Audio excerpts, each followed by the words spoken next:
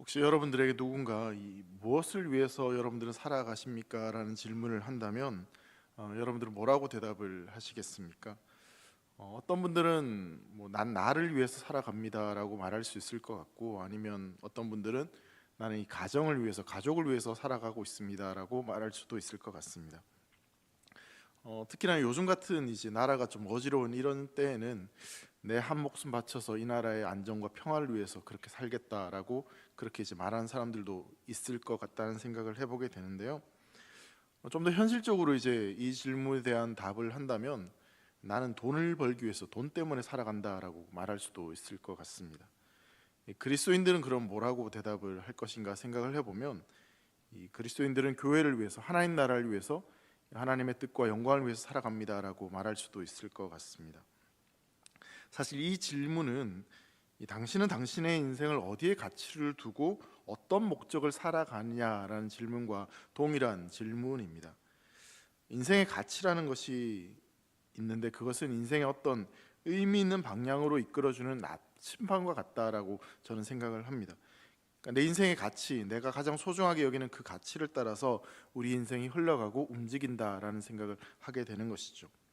그래서 인생의 진정 가치를 모르면 목적 없는 인생, 이 방향을 모르며 이리저리 왔다 갔다 하는 정처 없는 그런 삶을 살아갈 수 있을 것입니다.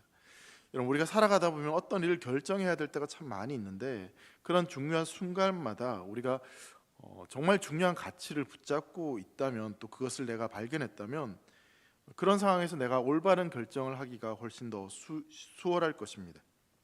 왜냐하면 그 가치에 따라서 내 인생의 우선순위가 달라지기 때문에 그렇겠죠.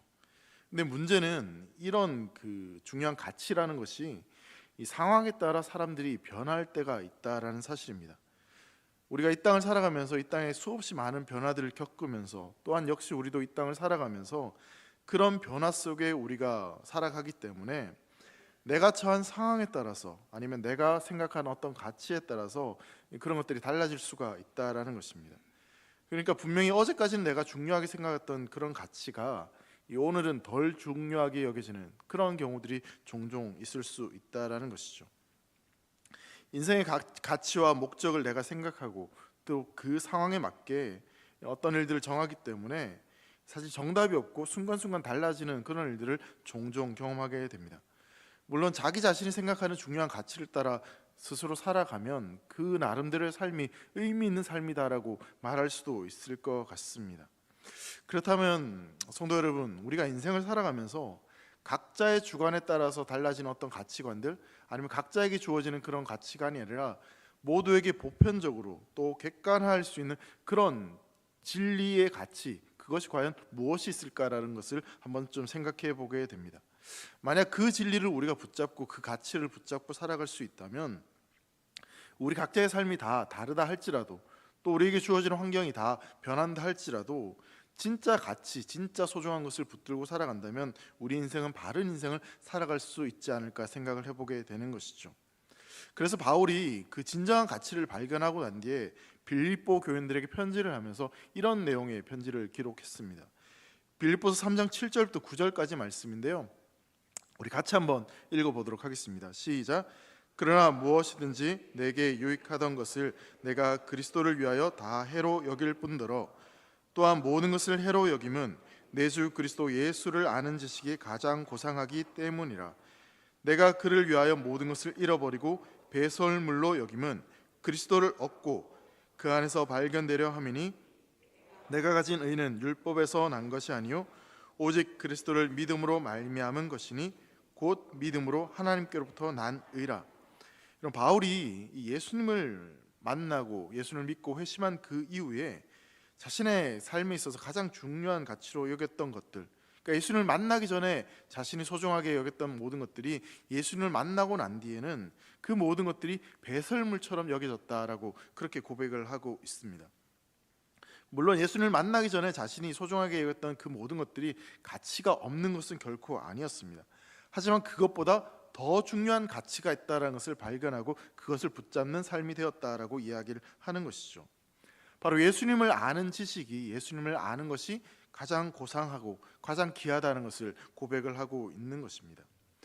여러분, 전쟁과 평화라는 그 소설을 쓴 러시아의 대문호 톨스토이가 그의 인생을 좀 구분할 수 있을 것 같은데, 하나님을 알던, 그러니까 하나님을 알지 못할 때와 하나님을 믿고 난 뒤 회심한 이후의 삶이 좀 나뉘어서 생각해 볼 수 있습니다.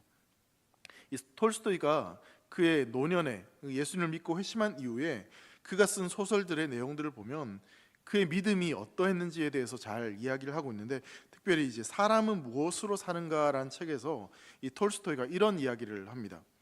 부모 없이는 살 수 있어도 하나님 없이는 살 수 없다고 하더니 정말 그 말이 맞나 보군요 라는 그런 문장을 그 책에 기록했습니다. 그러니까 하나님 없이는 살 수 없다라는 것을 그 하나님을 만나고 난 뒤 그 인생의 진정한 가치를 발견하게 되었다라는 것이죠. 여러분, 아마도 이런 질문을 가끔 들어보셨을 것 같아요. 살기 위해서 먹는가 아니면 먹기 위해 사는가? 여러분들 어떻습니까? 살기 위해 먹으십니까? 아니면 먹기 위해 살고 계십니까? 대부분 살기 위해서 먹는다라고 말을 하는데, 근데 요즘 그 TV나 또 유튜버 이런 것들을 보면 먹기 위해 사는 게 아닌가라는 생각이 들 정도로 이 TV나 인터넷에 먹방 굉장히 많이 유행을 하고 있고, 그리고 유명한 음식점에 가면 줄이 길다랗게 늘어져서 추운데도 불구하고 그 줄을 기다리면서 결국 이제 그것을 먹으려고 하는 모습들을 보면 이게 먹기 위해 사는 게 아닌가라는 생각이 들기도 합니다. 근데 여러분, 사람에게 있어서 먹는 것이 굉장히 중요하지만 그것이 인생의 최고 가치는 분명 아닐 것입니다. 성경은 무엇을 위해 살 것인지를 고민하는 우리에게 굉장히 중요한 이 삶의 가치에 대해서 말씀하고 있습니다. 특별히 고린도전서 10장 31절 말씀 보면요, 그런즉 너희가 먹든지 마시든지 무엇을 하든지 다 하나님의 영광을 위하여 하라라고 말씀하고 있습니다. 그러니까 먹든지 마시든지 무슨 일을 하든지 우리 인생 가운데 가장 중요한 가치가 있다면 그것은 바로 하나님의 영광을 위해 살아가는 것이 가장 중요한 가치 있는 삶이다라고 말씀을 하고 있는 것이죠. 성도 여러분, 우리의 삶은 사실 내가 노력해서 얻은 삶이 아니라 나에게 주어진 삶이죠. 그러니까 누가 우리에게 주신 삶입니까? 바로 우리 하나님께서 우리에게 매일매일 이 순간들을 허락해 주신, 하나님께서 주신 삶을 우리는 살아가고 있는 것이죠. 그래서 30년을 살든지 50년을 살든지 100년을 살든지 내가 선택하고 결정할 수 있는 것이 결코 아니다라는 것입니다. 하나님이 나에게 부여하시고 나에게 주어진 그 삶을 우리는 다만 살아갈 뿐이다라는 사실입니다. 근데 이것은 단순히 어떤 시간만의 문제만이 아니라 하나님이 나에게 그 생명을 주시고 그 시간을 주셨다면 그 시간 속에 바른 내용들을 채워가야 된다는 것도 의미하는 이야기입니다. 내 삶은 내가 원하는 대로 또 내 마음대로 결코 살아가서는 안 된다라는 것입니다. 내가 노력해서 취득한 삶이 아니기 때문에 내 삶의 주인이 결코 내가 아니라 하나님이 부여하신 삶이기 때문에 나의 주인이신 그 하나님께서 원하시는 삶을 살아가는 것이 가장 복되고 가장 가치 있는 인생이다라고 말할 수 있는 것이죠. 여러분, 우리에게 부여하신 그 진정한 가치, 삶의 가치를 한마디로 이야기하자면 바로 하나님의 영광을 위해서 살아가는 것이 바로 우리의 삶에 있어서 가장 소중한 가치이고 우리가 붙잡아야 될 것입니다. 먹든지 마시든지 무엇을 하든지 다 하나님의 영광을 위해서 그렇게 하라고 분명히 말씀하고 있죠. 그러니까 우리의 삶의 모든 부분들이 바로 하나님의 영광을 위해서 모든 것들을 결정하고 선택하고 그렇게 따라가야 된다는 것을 분명히 말씀하고 있습니다. 즉, 이 말은 더 이상 우리는 나의 욕심과 나의 생각대로 살아가는 것이 아니라 하나님의 영광을 위해서, 그 영광을 위해서 우리가 선택하고 준비하며 나아가야 된다는 것을 이야기하고 있는 것이죠. 그렇기에 지금 내가 하고 있는 모든 일들이, 내가 선택한 그 일들이 정말 이것이 하나님의 영광을 드러낼 수 있는 일인가에 대해서 우린 깊이 고민하고 결정할 수 있어야 된다는 사실입니다. 오늘 본문의 예수님의 그런 모습들을 보면 바로 하나님의 영광을 위해서 살아갔던 그 예수님의 모습들을 우리가 발견할 수 있습니다. 오늘 성경에 보면 예수님이 성전에 가서 말씀을 가르치는 장면으로 본문의 말씀이 시작되고 있는데요, 14절 말씀을 보면 이 명절의 중간이 되었다라고 그렇게 말씀하고 있죠.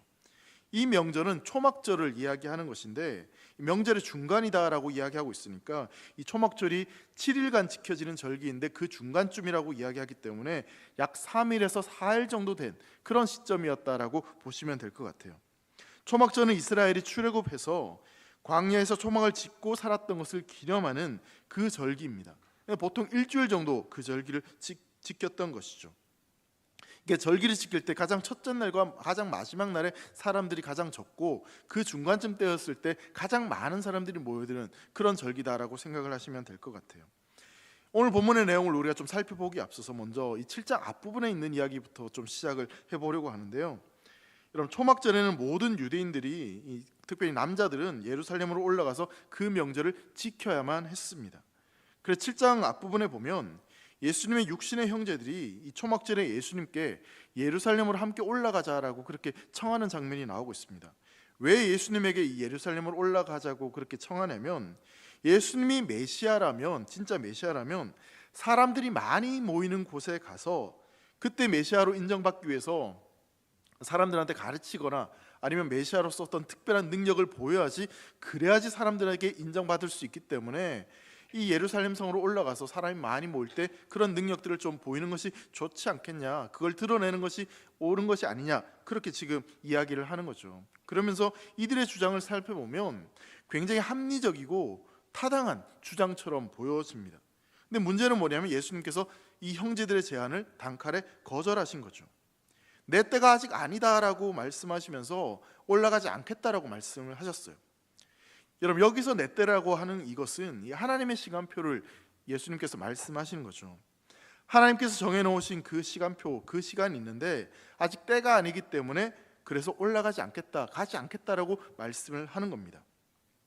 자, 그런데 이상한 건 뭐냐면요, 그렇게 가지 않겠다라고 말씀하신 예수님이 그 말씀을 하고 난 뒤에 나중에는 예루살렘으로 올라가신다는 겁니다. 분명히 아직 내 때가 아니다라고 하시면서 안 가겠다라고 말씀을 하셨으면서 그 뒤에 다시 올라가는 장면이 이 본문에 있는 거죠. 여러분, 우리는 여기에서 예수님이 왜 가셨냐, 아니 처음 말할 때 가시지 왜 굳이 뒤에 갈 거면서 처음엔 안 간다고 하셨냐, 뭐 그런 것도 살펴볼 수 있겠지만, 예수님께서 무엇을 가장 소중하게 여기시는지, 그 예수님이 지금 붙잡고 있는 그 가치, 선택했던 그 기준의 가치를 발견할 수 있습니다. 예수님에게 있어서 가느냐 안 가느냐 하는 어떤 외형적인 그런 선택은 사실 그렇게 중요한 것이 결코 아니었습니다. 그럼 예수님에게 있어서 뭐가 가장 중요한 것이었냐? 예수님은 왜 가느냐, 그게 훨씬 더 중요했습니다. 그리고 누가 가라고 했느냐, 그게 훨씬 더 중요한 문제였습니다. 여러분, 똑같이 예루살렘에 가는 건데 형제들이 가자 그래서 가는 것과 하나님께서 가라고 해서 가는 것과는 여러분 분명 큰 차이가 있습니다. 그러니까 사람에 이끌려서 가는 것과 하나님께 이끌려서 하나님이 원하시는 때에 가는 것은 분명 차이가 있다라는 것입니다. 여러분, 그런데 사람들은 사실 겉으로 드러나는 것, 어떤 외모적으로 외적으로 드러나는 것밖에는 보지 못하죠. 그래서 예수님께서 가셨느냐 안 가셨느냐 이것만 보게 되는데, 예수님께서는 누가 가라고 해서 가야 되는 것인지, 즉 예수님을 움직이는 그 동기가 무엇인지가 훨씬 더 중요하다라는 사실입니다. 요한복음 7장 8절 말씀 보면, 너희는 명절에 올라가라, 내 때가 아직 차지 못하였으니, 그 뒤에 말씀 보면요, 나는 이 명절에 아직 올라가지 아니하노라 말씀하고 있습니다. 여러분, 이 말씀을 자세히 보면요, 예수님께서 지금 안 올라가겠다라고 말씀하시는 게 아니라 아직 올라가지 아니하노라, 아직 때가 아니었다, 가긴 가는데 아직 아니다라고 그렇게 말씀을 하고 계시는 거죠. 즉 이 말씀은 뭐냐면, 예수님께서는 지금 철저하게 사람에 따라 움직이는 것이 아니라 하나님의 뜻에 따라, 하나님의 시간에 따라 철저하게 그 모든 것들을 움직이고 순종하신다라는 것을 말씀하고 있는 것입니다.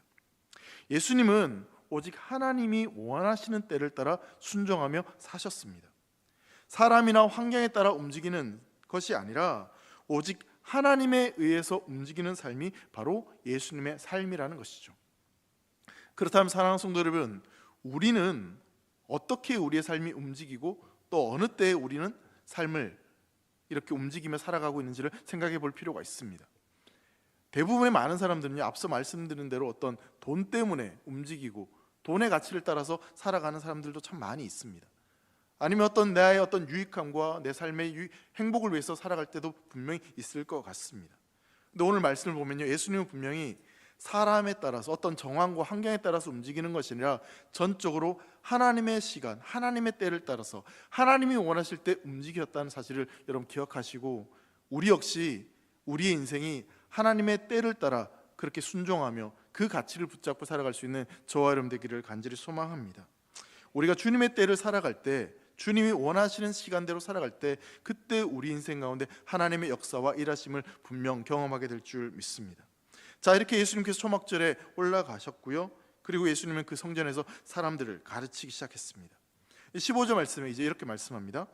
유대인들이 놀랍게 여겨 이르되 이 사람은 배우지 아니하였거늘 어떻게 그를 아느냐 하니, 예수님께서 이 성전에서 가르치시는데, 근데 그 가르침을 들은 유대인들이 놀랐다라고 이렇게 표현을 하고 있죠. 도대체 예수님이 어떤 가르침을 하셨는지에 대해서 구체적으로 성경은 말하고 있지는 않습니다. 근데 그 가르침이 너무나 놀라운 가르침이었다는 것을 분명히 이야기하고 있죠.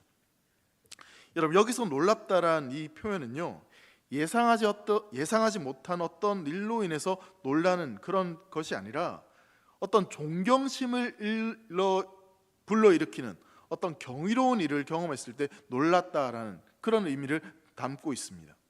그러니까 어떤 특별한 경이롭다라는 표현을 할 때 이 놀랍다라는 표현을 사용하는 거죠.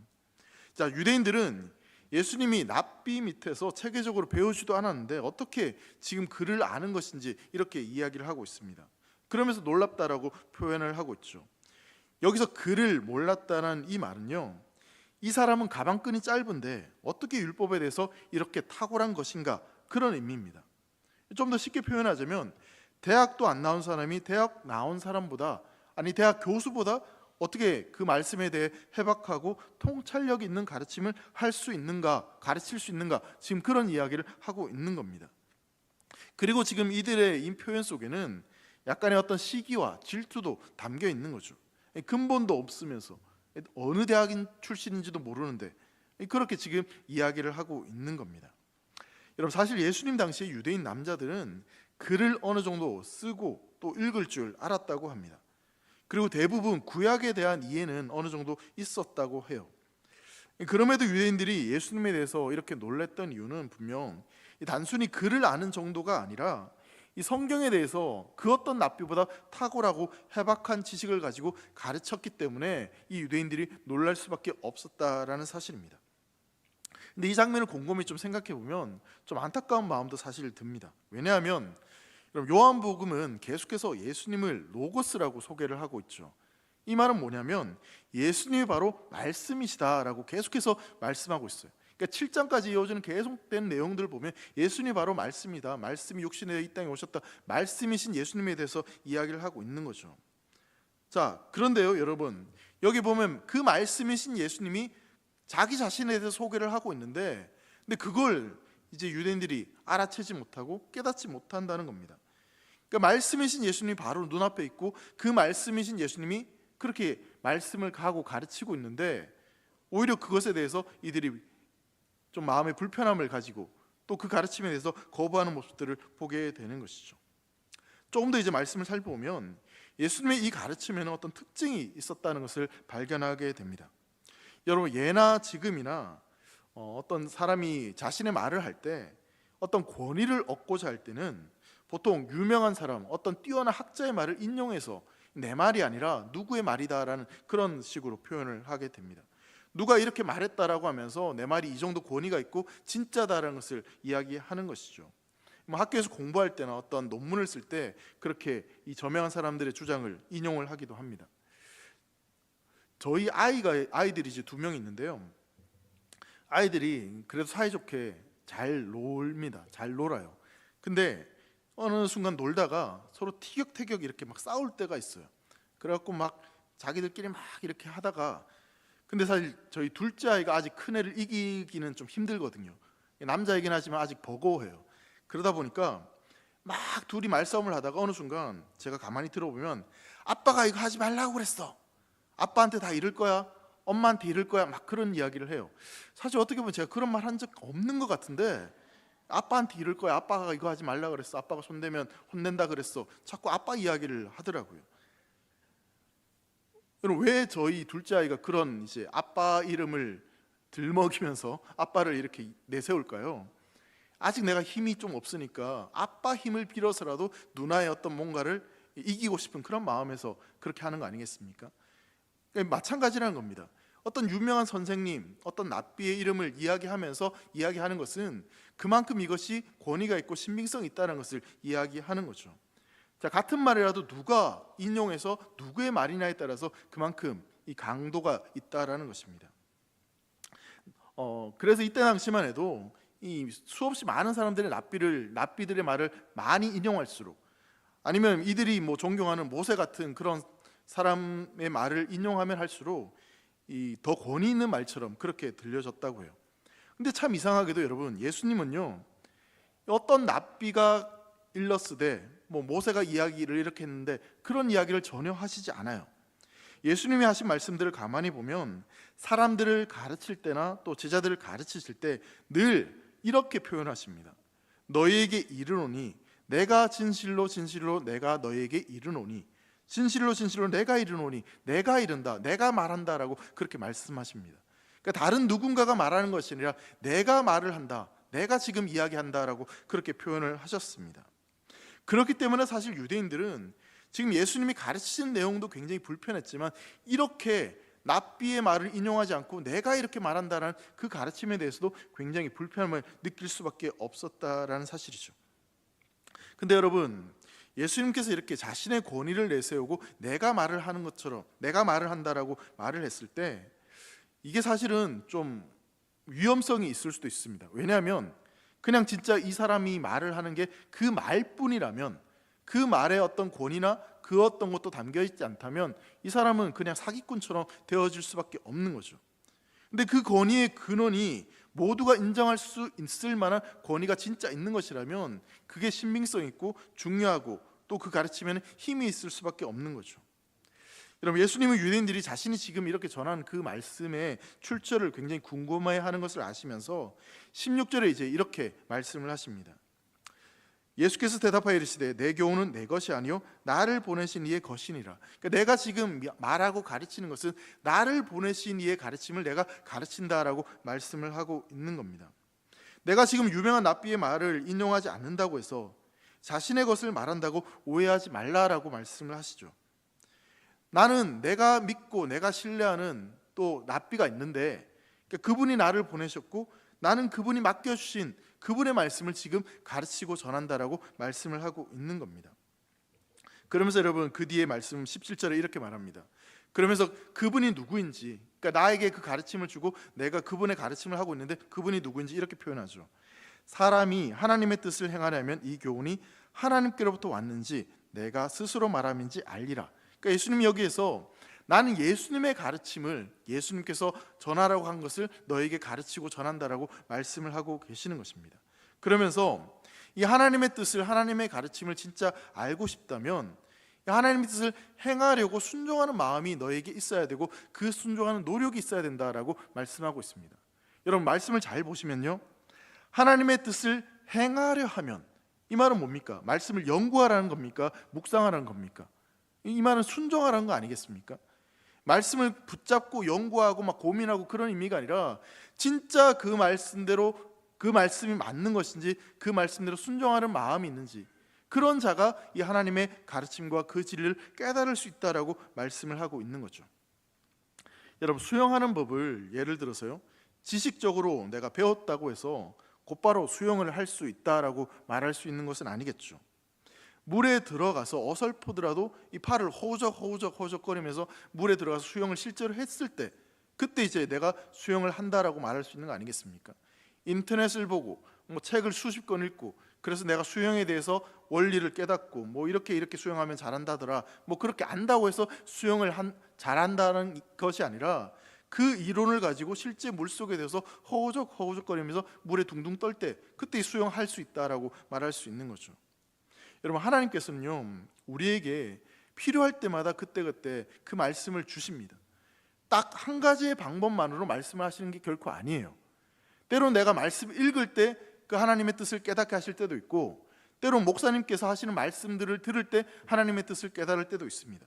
아니면 셀 모임 가운데, 아니면 공동체 가운데 다른 사람들을 통해서 하나님의 뜻을 깨닫게 하실 때도 있죠. 아니면 어떤 때는 심지어는요, 성경에 보면 나귀를 통해서도 하나님의 뜻을 깨닫게 하는 경우도 분명히 있습니다. 그러니까 이 하나님의 가르침을 배우고 그 방법이 중요한 것이 아니다라는 것이죠. 그러니까 하나님의 뜻을 아는 길은요, 마음의 상태가 더 중요하다는 사실입니다. 내가 하나님의 뜻을 진짜 행할 마음의 준비가 되어 있는지, 내가 정말 하나님의 시간표대로 움직이고 그렇게 살아가려고 하는 그 마음이 있는지, 그런 준비가 되어 있고 내가 오직 하나님의 영광을 위해서 살아가겠다는 그 마음의 자세가 준비된다면 하나님은 어떤 방법을 통해서라도 하나님의 뜻과 계획을 우리에게 알려주실 수 있다라는 사실입니다. 여러분, 마음의 태도가 준비된 사람에게는 하나님은 반드시 그분의 뜻을 보여주십니다. 그걸 알려주시는 거죠. 요한복음 5장 44절에 보면요, 예수님께서 이런 말씀을 하십니다. 너희가 서로 영광을 취하고 유일하신 하나님께로부터 오는 영광은 구하지 아니하니 어찌 나를 믿을 수 있느냐라고 말씀하세요. 자기의 영광을 구하는 사람, 자기 욕심대로 살려고 하는 그 사람은 결코 예수님을 믿지 못하고 그 뜻을 발견할 수 없다라고 말씀을 하고 있는 겁니다. 내가 높아지고 싶고 나의 영광을 구하며 살아가는 그 사람에게는 결코 하나님의 영광을 맛보는 그런 은혜가 주어지지 않는다라고 말씀을 하고 있는 것이죠. 하지만 반대로 이 세상보다 더, 그리고 자기 자신보다 더 하나님을 사랑하고 하나님의 영광을 위해서 살고자 마음을 먹고 그렇게 작정하고 애쓰고 노력하는 그 사람에게는 하나님의 놀라운 비밀을, 그 영광을, 뜻을 보여주시겠다라고 말씀하고 있는 것입니다. 여러분, 유대인들은요, 자신들이 율법을 받았다는 것을 굉장히 자랑스럽게 여겼습니다.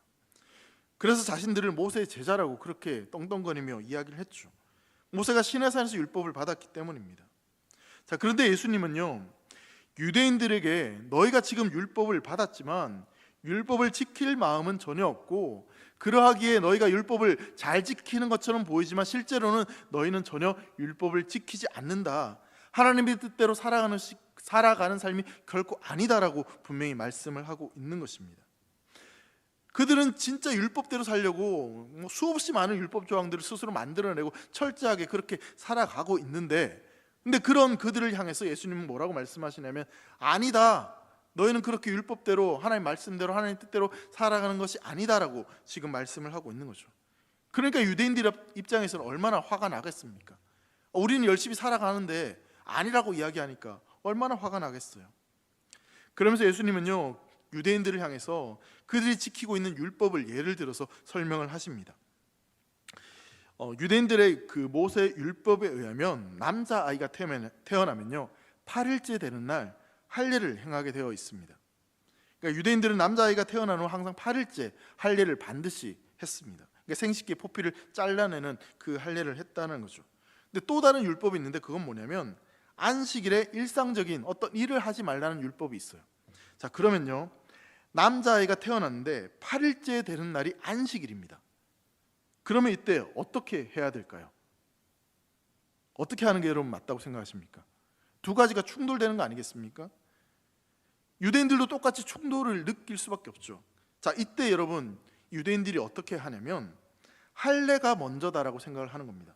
왜냐하면 모세의 율법을 받은 것보다 이 창세기의 할례 명령이 더 먼저 주어졌으니까 이 전통을 따라서 할례는 해야 된다, 안식일에 할례는 할 수 있다, 그렇게 스스로 이야기를 하는 겁니다. 그러니까 안식일에 할례를 행하는 것은 율법을 어기는 것이 아니고, 그래서 안식일에 할례를 행하는 게 허용되었다라는 거죠. 예수님 지금 그것을 근거로 해서 지금 말씀을 하고 계시는데, 여러분, 예수님이 얼마 전에 안식일에 38년 된 병자를 고친 사건이 있었습니다. 근데 안식일에 38년 된 병자를 고치니까 이 병자를 왜 고치냐고, 왜 일을 했냐고 유대인들이 막 들고 일어나서 결국 예수님 막 죽이려고까지 그렇게 마음을 먹었죠. 예수님은 지금 그것을 가지고 이야기를 하는 겁니다. 자, 예수님은요, 안식일에 행하신 일, 그러니까 할례 때 행하는 그 생식기 표피를 자르는 그런 일들은 너희가 허용하고 다 그것은 괜찮다라고 하면서, 단순히 그 생식기 할례를 하면서 뭔가 생명의 언약, 그 부분에 대해서는 너희가 그대로 인정을 하면서, 아니 내가 그 몸을 고치고 영혼을 고쳤던, 전인격을 고쳤던 그 사건에 대해서는 왜 너희가 반대하고 비난하는지에 대해서 이야기를 하는 겁니다. 그러면서 23절에 이렇게 말씀을 하시는 거예요. 여러분, 23절 말씀 한번 같이 읽겠습니다. 시작. 모세의 율법을 범하지 아니하려고 사람이 안식일에도 할례를 받는 일이 있거든 내가 안식일에 사람의 전신을 건전하게 한 것으로 너희가 내게 노여하느냐. 지금 예수님께서 그 이야기를 하는 겁니다. 아니 할례를 하는 것은 괜찮다고 하면서 내가 그 사람을 고치고 회복시키고 살리는 그 일에 대해서는 왜 그렇게 너희가 노여하는 것인지에 대해서 이야기를 하고 있는 거죠. 어떤 신체의 한 작은 부분을 완전하게 하는 그 할례가 안식일을 범한 것이 아니라면 그럼 내가 온몸을 구원하고 그 몸을 살리는 그것은 어떻게 안식일을 어기는 것이다라고 이야기할 수 있는가라고 하는 거죠. 그러니까 유대인들이 깜짝 놀라는 겁니다. 아니 어떻게 예수님이 어디서 뭘 배웠길래 이렇게까지 말할 수 있는 것인가 생각을 하게 되는 것이죠. 여러분, 유대인들의 문제는요 사실은 지식이 없는 것이 아니었습니다. 유대인들은 알 만큼 충분히 알았습니다. 근데 문제는 뭡니까? 아는 대로 지킬 마음이 없는 겁니다. 아는 대로 그렇게 살아가지 않는 겁니다. 그게 문제였죠. 그러니까 말씀을 지키려고 노력하지도 않고 말씀대로 살려는 그런 노력을 하지 않기 때문에 그러니까 예수님께서 이렇게 말씀하시는 겁니다. 진짜 너희가 말씀을 지키려고 한다면 그 말씀대로 살아가려고 한다면 진짜 너희가 내가 누구인지를 알 텐데 그 하나님의 뜻을 발견할 수 있을 텐데 근데 그렇게 살아가지 않으니 너희의 인생의 중요한 가치가 바로 말씀이 아니니까 지금 그렇게 행동하고 판단할 수밖에 없다라고 이야기하고 있는 것입니다. 마태복음 23장 3절 말씀 보면요 예수님께서 제자들에게 이렇게 말씀하는 장면이 있어요. 무엇이든지 그들이 말하는 바는 행하고 지키되 그들이 하는 행위는 본받지 말라. 그들이 말만 하고 행하지는 않는다라고 말씀을 하고 있는 겁니다. 성도 여러분, 우리 인생의 중요한 어떤 가치는요 사실 우리의 말로 그것이 증명되는 것이 아니라 우리의 사는 삶을 통해서 그것이 증명되는 겁니다. 그 사람의 삶을 보면 이 사람이 정말 어떤 가치관을 가지고 또 어떤 것을 붙잡고 무엇을 중요하게 여기며 살아가고 있는지 그 사람의 삶을 보면 제대로 알 수 있다는 겁니다. 말만 들어서는 제대로 알 수 없어요. 여러분, 신앙은요 말로 하는 게 아니라 삶으로 증명하는 겁니다. 당신은 무엇을 위해 살아가십니까? 당신은 누구를 위해 살아가십니까? 이 질문은요 지금 주님이 우리에게 하시는 말씀이에요. 우리는 이 질문에 대한 답을 진짜 우리의 인생 가운데 무엇이 가장 중요한 가치가 있는 것인지를 알고 그것을 붙잡고 살아가야 됩니다. 여러분, 하나님의 사람들에겐요 뭔가 자존심이 있어야 됩니다. 하나님의 백성이라는 어떤 자존심이 있어야 돼요. 우린 세상의 어떤 가치들을 두고 그것을 따라가는 삶이 아니라 내가 진짜 하나님의 백성이라면 하나님의 백성답게 하나님의 말씀을 따라 하나님의 뜻을 따라 그러니까 하나님의 영광을 위해서 살아가고자 하는 그 자존심이 우리에게 필요하다는 것입니다. 하나님의 형상대로 우리가 창조되었다면 내가 하나님의 자녀로 부름받았다면요 세상이 아니라 하나님이 원하신 것들을 붙잡고 그것을 위해 살아가는 그런 강단이 결단이 우리에게 필요하다는 사실입니다. 세상 사람들이 다 그렇게 살아가니까 그렇게 살아가는 것이 아니라 비록 그것이 좁고 험한 길이라 할지라도 모든 사람들이 인정하지 않는 길이라 할지라도 내가 정말 붙잡아야 될 그 길은 하나님의 영광과 하나님 말씀대로 살아가는 그 길이 우리가 걸어가야 될 삶인 줄 여러분 믿으시기 바랍니다. 하나님이 가라 그러시면 가는 거고요 하나님이 가지 말라고 하면 안 가는 겁니다. 아무리 형제들이 사람들이 이번에 올라가면 더 인기를 얻을 수 있고 더 많은 것들을 누릴 수 있어 제발 올라가자 여러분 그래도 예수님은 꿈쩍하지 않습니다. 왜요? 하나님의 시간이 아니니까 하나님의 때가 아니니까 안 가는 겁니다. 하지만 그 뒤에 하나님의 때가 되니 하나님이 가라고 하시니 누가 뭐라 하든 그곳으로 나아가서 수많은 사람들이 위협이 있다 할지라도 담대히 주의 말씀을 선포하고 그렇게 가르치는 거죠. 돈이 아니라 사람이 아니라 하나님의 영광을 위해서 그의 삶을 그렇게 순종하고 나아가신 그것이 바로 예수님의 삶이었습니다. 다른 그 무엇이 아닌 오직 하나님의 뜻을 따라 살아가셨던 것입니다. 성도 여러분, 우리는 이 땅에서 우리가 원하는 만큼의 삶을 살 수 없는 인생들입니다. 앞서 말씀드린 대로 지금 우리가 이 자리에 있지만 앞으로 얼마만의 시간이 우리에게 주어질지 사실 우리는 알 수 없습니다. 지금 우리에게 주어진 이 삶은 하나님께서 우리에게 은혜로 허락하신 주어진 삶입니다. 내가 선택해서 내가 노력해서 얻은 삶이 아니라 하나님이 우리에게 주신 삶이라는 겁니다. 그렇다면 여러분, 하나님이 우리에게 주신 그 삶의 현장 속에서 무엇을 위해 살아가시겠습니까? 어떤 가치를 붙잡고 살아가시겠냐라는 질문을 드리는 겁니다. 내가 내 삶의 주인이 아니라는 것을 기억하고, 또 내 인생 가치는 내가 생각하는 것이 아니라 주님이 부여하신, 그 주님이 주신 가치를 붙잡고 살아가는 것이 가장 복된 인생이라는 사실을 꼭 기억하셨으면 좋겠습니다. 성도 여러분, 우리 그리스도인의 삶은 하나님의 시간을 따라 자기 영광을 위해 살아가는 삶이 아니라 오로지 하나님의 영광을 위해서 사는 삶입니다. 여러분 믿으십니까? 나의 영광과 나의 유익함을 위해 살아가는 것이 아니라 누구의 영광을 위해서요? 오직 하나님의 영광을 위해서, 그 하나님의 뜻을 따라서 살아가는 것이 우리가 살아가야 될 삶의 자세라는 사실입니다. 우리가 하나님께만 우리의 마음과 시선을 고정할 수 있기를 간절히 소망합니다. 먹든지 마시든지 오직 하나님의 영광을 위해서, 살든지 죽든지 오직 우리의 삶을 통해 그분만이 영광 받으시기를 간절히 원하고 바라고, 그래서 그 영광을 위해서 결단하고 순종할 수 있는 사랑 되기를 모든 성도들 되시기를 주의 이름으로 축복합니다.